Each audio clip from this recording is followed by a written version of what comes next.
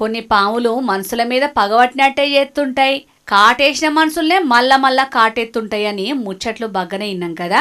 ఇగో చిత్తూరు జిల్లా కుమ్మరికుంట అనే ఊళ్ళున్న గీనెన్ సుతం గట్లనే కాటెత్తున్నాయట పాములు. ఇంట్లోకేంచి బయటికి పోయిందంటే చాలు పాములు ఎంబడివడి మరీ కాటెత్తున్నాయట. గిట్లా ఒకటి కాదు రెండు కాదు, ఏకంగా 103 మలకల పాములు కాటేసినాయట గీనెను. నా పేరు సుబ్రహ్మణ్యం. నేను 5వ క్లాస్ చదువుతున్నప్పటి ఇంకా ఇప్పటి వరకు 103 సార్లు పాము కాటేసింది.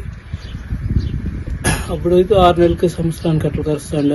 ఇప్పుడు 2014 ఇంకా అమావాస్య పాడ్యము, పౌర్ణమి పాడ్యము అట్లా టైంలో ఏడన్నాన్ని కరుస్తుంది. హాస్పిటల్కి, దేవస్థానాలకి ఎన్నో పూజలు చేస్తున్నాము.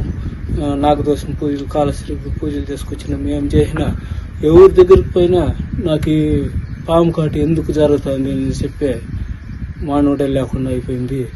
ఇన్నరు కదా ముచ్చట. గిదేదో పున్నమి నాగు సినిమాలో చిరంజీవి స్టోరీ చెప్పినట్టే అనిపిస్తున్నది కదా నొల్ల. అంతకు మొదలు 6 నెలలకో ఏడాదికో గరిచేటియట పాములు.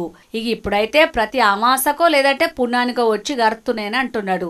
ఏమన్నా నాగదోషం ఉన్నదేమోనని శాన మల్కల పూజలు కూడా చేపించిండట. గట్లనే డాక్టర్ల తాను కూడా పోయిండట గాని ఎవ్వరు గీన సమస్యకు కారణం చెప్పలేదట. మరి గీన ఒంటి నిండా విషమే ఉన్నదో ఏందో గాని 103 సార్లు పాము గర్షినా కూడా గిప్పటికీ మంచిగానే ఉన్నాడంటే చిత్రంగానే ఉన్నది పోండ్రి ముచ్చట.